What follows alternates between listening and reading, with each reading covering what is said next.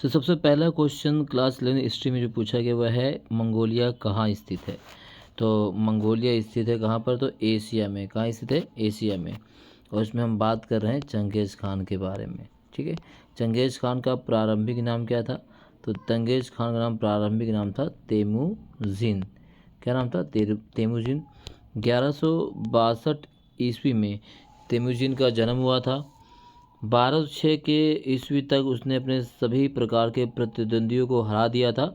और जब उसने अपने सभी प्रतिद्वंदियों को हरा दिया उसके बाद उसे कुरिलताई, याद रखिए क्या नाम उसका, कुरिलताई। तो जो कुरिलताई जो सभा थी उसने चंगेज़ खान को महान खान, समुद्री खान, सार्वभौम खान की उपाधि दी, प्रदान की थी उस चंगेज़ खान को।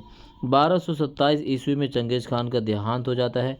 चंगेज़ खान के जो पिता थे वो से येसुजोई थे, जो कराइट कबीले के मुखिया थे। तो इस प्रकार से जो क्वेश्चन पूछा जाता है, माँ का नाम क्या है, ओलो माँ का नाम से क्वेश्चन पूछा जा सकता है। तो सभी चीज़ों को आपको कवर करके चलना एग्जाम के लिए। चंगेज़ खान की जो है मृत्यु कब होती है, तो चंगेज़ खान की मृत्यु होती है 1227 ईस्वी में। कब होती है, 1227 ईस्वी में चंगेज़ खान की मृत्यु होती है।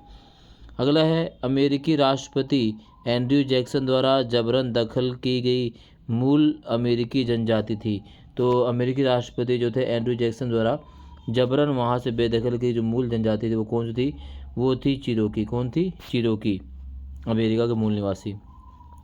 किस वर्ष किस वर्ष जो है अमेरिको डी वेस्पुची का यात्रा वृत्तांत प्रकाशित हुआ, तो वो यात्रा वृत्तांत प्रकाशित हुआ था 1507 ईस्वी, यानी बी इसका जो सही आंसर है। इसी प्रकार से देखिए अगला क्वेश्चन है, अमेरिका में मूल निवासियों की जनसंख्या में भारी कमी आई।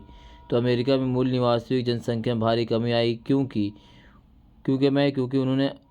उन्होंने तथाकथित आरक्षण और यूरोपीय लोगों द्वारा उन पर किए गए अत्याचारों में उन्हें खराब मौसम का सामना करना पड़ा। तो डी इसका सही ऑप्शन है। इसी प्रकार से ऑस्ट्रेलिया में सस्ता श्रम देने वाले श्रमिक कौन थे, तो ऑस्ट्रेलिया में जो सस्ता श्रम देने वाले श्रमिक थे वो थे चीनी आप्रवासी। कौन थे, चीनी आप्रवासी। अगला सवाल है, पुराने नियम में इसके संदर्भ के कारण यूरोपीय लोगों के लिए कौन सा क्षेत्र महत्वपूर्ण है। तो यूरोपीय लोगों के लिए जो है जो क्षेत्र सबसे महत्वपूर्ण है मेसोपोटामिया। और जो है बाइबल के जो प्रथम भाग जो है ओल्ड जो है, ठीक है, ओल्ड टेस्टामेंट में मेसोपोटामिया के सिमोर का जिक्र किया गया है। यूनिफॉर्म किस शब्द से लिया गया है, तो जो यूनिफॉर्म है वो किस शब्द से लिया गया है, तो क्वेश्चन यहाँ से कई बार पूछा जाता है कि तो यूनिफॉर्म जो है वो लातीनी भाषा यानी लैटिन भाषा से लिया गया है। यूनिफॉर्म किस भाषा का शब्द है, तो किससे मिलकर बना, तो क्यूनियस और फॉर्मा से मिलकर बना है यूनिफॉर्म। तो इस टाइप के सवाल भी आपसे पूछा जाता है। मेसोपोटामिया की सबसे प्राचीन ज्ञात भाषा कौन सी थी, सुमेरियन का स्थान किसने लिया, अक्कदी। इस टाइप के सवाल भी आपके एग्जाम में देखने को मिल जाएंगे। अगला सवाल है कि 2400 ईसा पूर्व के बाद सुमेरियन भाषा के स्थान किस भाषा ने ले लिया, तो सुमेरियन भाषा के स्थान जिस भाषा ने लेते उसे हम अक्कदी भाषा के नाम से जानते। अक्कदी के बाद इसने लिया आरामाइक ने, ठीक है, आरामाइक भाषा ने अक्कदी भाषा के स्थान ले लिया था। इसी प्रकार से यूरोप में सबसे पहले विश्वविद्यालय कहाँ स्थापित हुए, तो यूरोप में सबसे पहले जो विश्वविद्यालय स्थापित किए गए वो है इटली में। इटली में विद्यालय स्थापित वो है पादुआ विश्वविद्यालय। कौन था, पादुआ, ठीक है, पादुआ विश्वविद्यालय की स्थापना किया गया था। पुनर्जागरण से क्वेश्चन पूछा गया है। अगला है प्रिंस पुस्तक का लेखक कौन है, तो प्रिंस पुस्तक का जो लेखक वह है मैकियावेली। 19वीं सदी के पुनर्जागरण के दौरान विकसित हुए कला के रूप को क्या कहा जाता है, तो उसे कहा जाता है यथार्थवाद। क्या कहा जाता है, यथार्थवाद कहा जाता है। उस राजा का नाम बताइए जिसने स्पेन में दास प्रथा पर प्रतिबंध लगा दिया था, तो उस राजा का नाम जिसने स्पेन में दास प्रथा का प्रतिबंध लगा दिया वो है फिलिप द्वितीय। क्या है, फिलिप द्वितीय। मेसोपोटामिया का आधुनिक नाम किस राज्य के नाम से जाना जाता है, तो वह है इराक। टेरा न्यूलिस शब्द का क्या अर्थ है, तो टेरा न्यूलिस जो शब्द का अर्थ है जो किसी की नहीं, जो किसी की नहीं, ठीक है। राष्ट्रीय क्षमा याचना दिवस कब मनाया जाता है, तो राष्ट्रीय क्षमा याचना दिवस मनाया जाता है 26 मई को। कब मनाया जाता है, राष्ट्रीय क्षमा याचना दिवस 26 मई को। दुनिया की तीसरी सबसे लंबी नदी निम्नलिखित में से कौन सी है? तो दुनिया की तीसरी सबसे लंबी नदी जो है वह यांगसी। क्या नाम है उसका? यांगसी जो है दुनिया की तीसरी सबसे लंबी नदी है। जापानियों की कानूनी सोच किस देश की सोच से प्रभावित थी? तो जापानियों की कानूनी सोच जो है वो चीन के कानूनी सोच से प्रभावित थी। लापिस लाजुली था, तो लापिस लाजुली था एक नीला पत्थर। क्या था? लापिस लाजुली है एक नीला पत्थर। इसी प्रकार से कहा जाता है कि गिलमिस ने जिस शहर पर शासन किया तो शहर था, तो गिलमिस ने जिस शहर पर शासन किया था उस शहर का नाम है उरुक। क्या है? उरुक। इसी प्रकार देखिए, अगर हम बात करें अगला सवाल, तो पुनर्जागरण काल में मानवतावाद एवं व्यर्थवाद से क्या अभिप्राय है? तो अगर हम मानवतावाद की बात करें तो मानवतावाद जो है वो 15वीं शताब्दी में उन अध्यापकों के लिए प्रयुक्त जो अलंकार शास्त्र, कविता, इतिहास, नीति, दर्शन विषय पढ़ाते थे, उन्हें मानवतावाद के नाम से जाना जाता है। और ऐसे विषय जो धार्मिक ना होकर चर्चा और वाद विवाद के से विकसित हों, ठीक है, तो उसे हम मानवतावाद के नाम से जानते हैं। इसी प्रकार से यथार्थवाद क्या है? यथार्थ जो अथवा में पूछा गया है, तो शरीर विज्ञान, रेखागणित, भौतिकी और सौंदर्य की उत्कृष्ट भावना ने इतालवी कला को नया रूप दिया, जिसे हम क्या कहते हैं? यथार्थवाद के नाम से जानते हैं।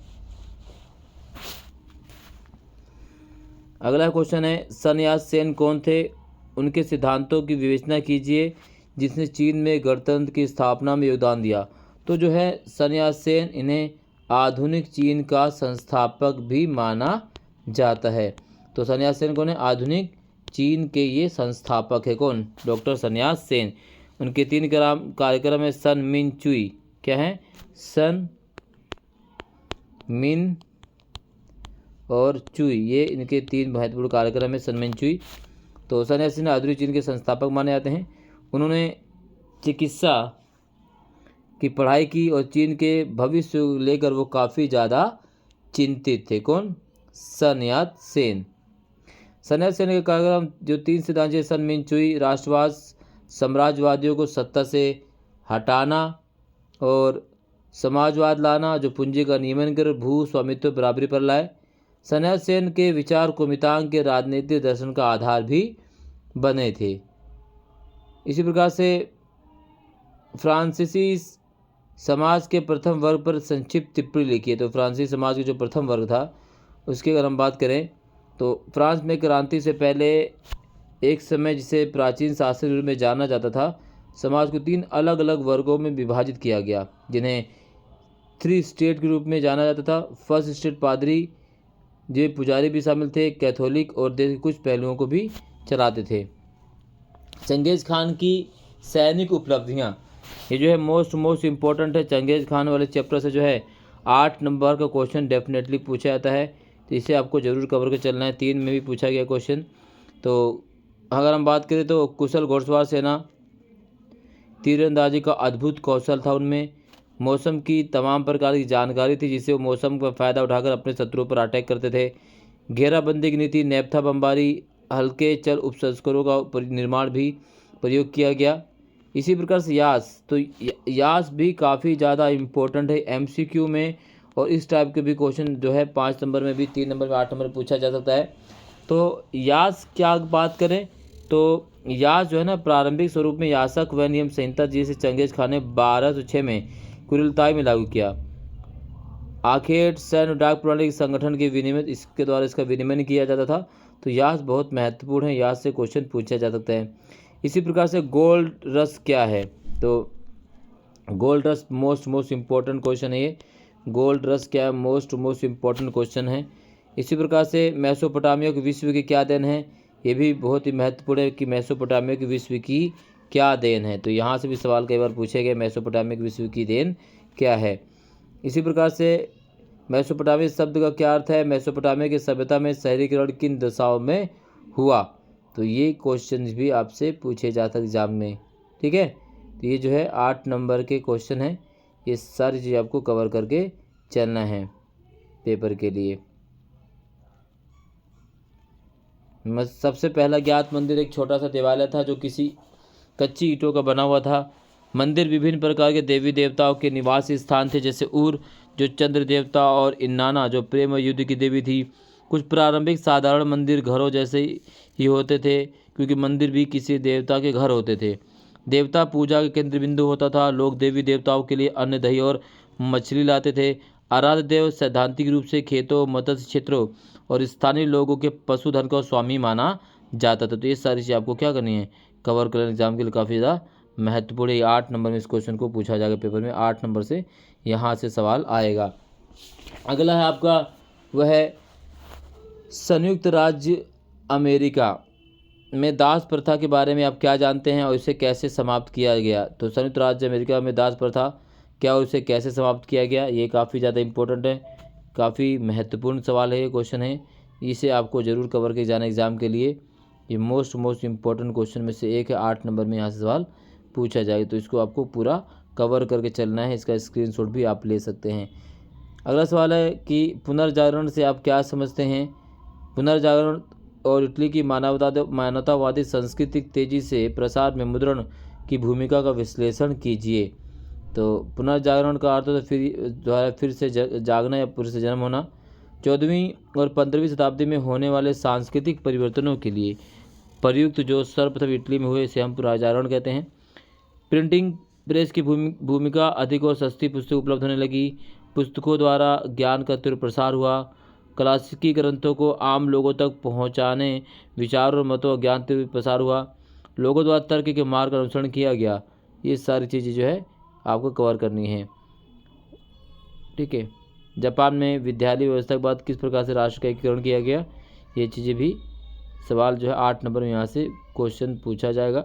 तो इस चैप्टर से जो है आधुनिकीकरण के रास्ते और चैप्टर से आपका 8 नंबर का क्वेश्चन डेफिनेटली आएगा ही आएगा। तो इन क्वेश्चंस को आपको एग्ज़ाम से पहले कवर करके चलना है। बहुत ही महत्वपूर्ण प्रश्न हैं सभी चीज़ें। और अभी इस जो वीडियो में हमने कवर किया ये पार्ट 1 है। इसके बाद हम लगातार डेली बेसिस पे इम्पोर्टेंट क्वेश्चन आप सभी लाने वाले हैं। हर चैप्टर के जो क्वेश्चन आएंगे, चैप्टर वाइज क्वेश्चन हम आप सभी के लिए लाने वाले, जिसमें आप आसानी से 80 में से 80 नंबर लाएंगे। इस वीडियो में बस इतना ही। बहुत बहुत धन्यवाद। जय हिंद।